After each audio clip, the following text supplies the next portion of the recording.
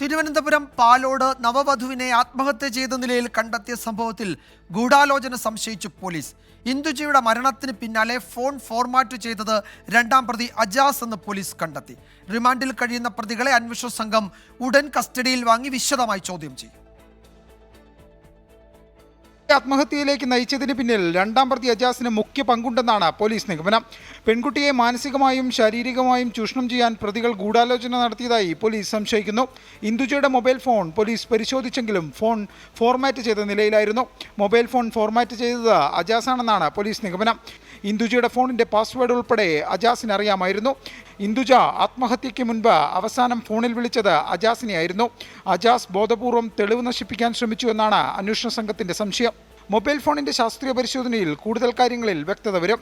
സാഹചര്യ തെളിവുകളുടെ അടിസ്ഥാനത്തിൽ അജാസിനെ കേന്ദ്രീകരിച്ച് കൂടുതൽ അന്വേഷണം നടത്താനാണ് പോലീസ് തീരുമാനം.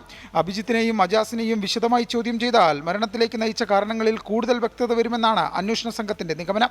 24 തിരുവനന്തപുരം.